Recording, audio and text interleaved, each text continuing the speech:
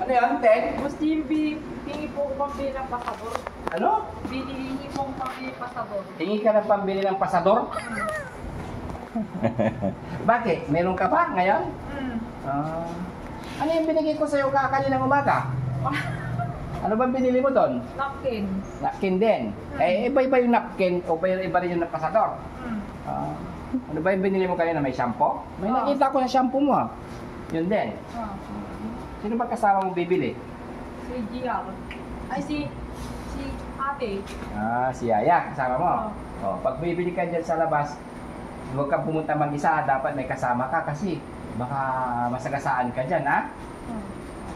Para lagi mong isama si Yaya, ha? Huwag kang pupunta dyan sa labas na wala kang kasama kasi baka mamaya kunin ka. Tingnan mo naman ngayon, ang ganda-ganda mo na. Saan pambili mo? Saan pambili mo? Saan pambili mo? Wala. Sige. Mga kababayan, kasi palabas ako, nakita niya ako. Bibili daw siya ng pasador. Kaya bigyan natin ng pambili. Siyempre. Pero, meron na ata na binigay ng pasador, sa mga sponsor. Pampers naman yung boss. Ay, pampers pala. Pampers naman. Gusto ng pampers din. Iba yun. Eh, siyempre, pag pampers ni lahat. Yan. Bili ka ng pasador, ha? Huwag kang pupunta sa labas na wala kang kasama, ha? Dapat. Alaga ni Daddy Frankie. Baliktad na ngayon. Si Ate Tintin na nagbubumba. Si Kuya Junjun naman, nagbuhugas ng pinggan. Maayos ba yan, Kuya Junjun? Kuya Junjun? Ha? Opo. Nakasama mo yung busis mo. Hindi marinig, eh.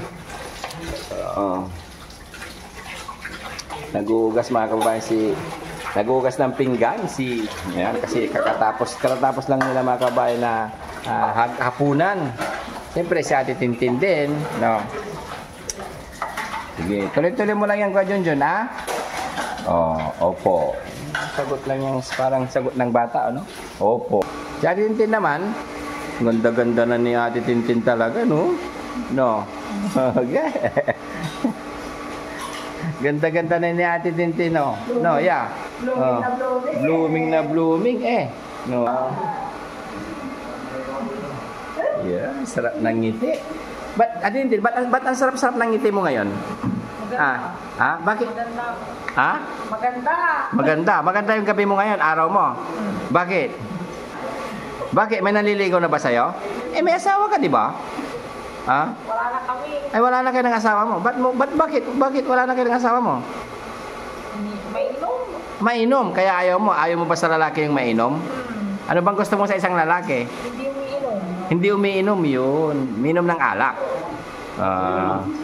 Ming! Tignan mo. Mahal na mahal ni Ate Tintin yung mga pusa, Kasi si Kuya Junjun naman nagbabasa po ng Bible. Ang galing. Ano ba yung binabasa mo, Kuya Junjun? Ano? Pangalan ko po. Wala namang Junjun dyan, tingnan mo si Ate Tintin, parang happy na lagi. Ang ganda-ganda niya na. Siyempre, ang ganda ni Ate Tintin. Sinaganda natin. Ganda mo. Yeah. Ming, dito ka, Ming. Alaga mo ba yung mga pusa, Ate Tintin? Ha? Alaga mo? Ano pa yung hinahanap mo sa isang lalaki, Ate Tintin? Ano yung hinahanap mo sa isang lalaki?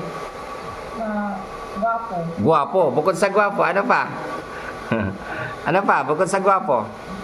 May kaya. May kaya. May lakas. Ayaw mo sa walang pera? Bakit? Ba't ayaw mo sa walang pera? Buhay.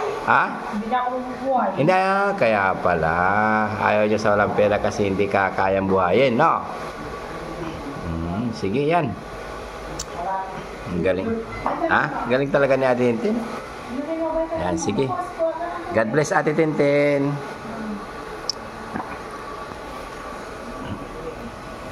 Ano yan, Ten? Gusto yung hingi po ko pambili ng pasador.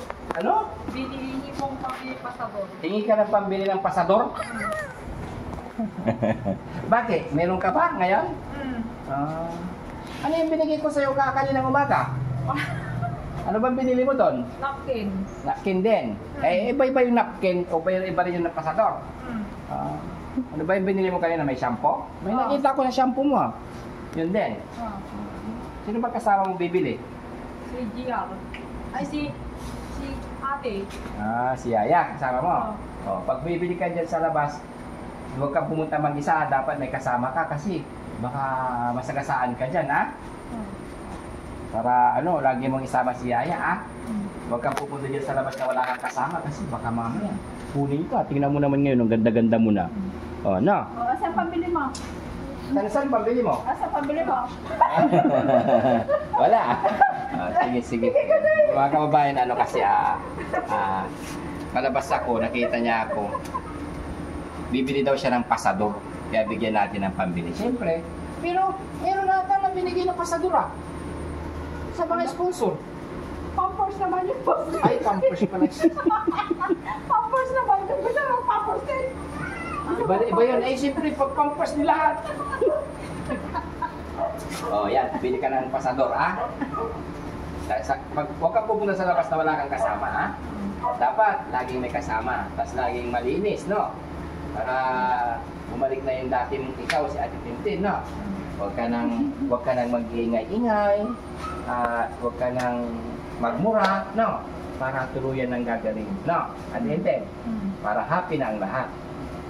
No? Para makasama mo na yung mga anak mo. No? At lagi kang kumain sa tamang oras, uminom ng gamot, no? Para tuloy-tuloy na yung pagbabago.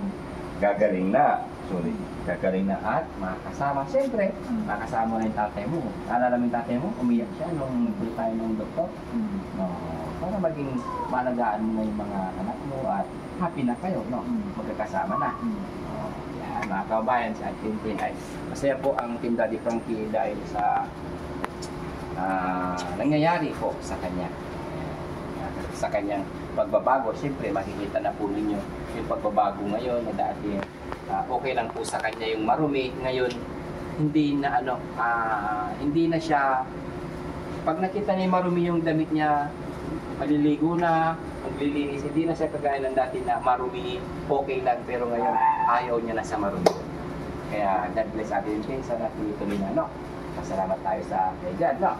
Siyempre sa ating si Frankie. Pasalamat ka kay Frankie. Pasalamat ka kay Frankie. Salamat. Tito Frankie.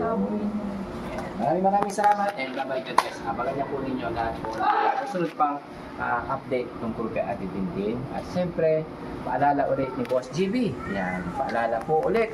Yan, lagi po sinasabi ng lahat, Boss GB at ang buong team, huwag na huwag po kayong maniniwala sa mga nagte-text sa messenger po ninyo. Dahil peke po yung mga yon. Hindi po nagte-text ang Team Daddy Frankie sa messenger. Yan. Huwag po kayong maniniwala sa mga nagte-text po sa inyo o ano man sinasabi nila. Dahil legit sila na scammer. Yan. Mga manloloko sila, mga kababayan. Kaya ingat-ingat po lagi. Pag may nag-text sa inyo, tawagan nyo, mag-video call kayo. Huwag na huwag kayo magbibigay ng inyong Gcash. Yan, mga kababayan, maraming salamat and God bless. Bye-bye!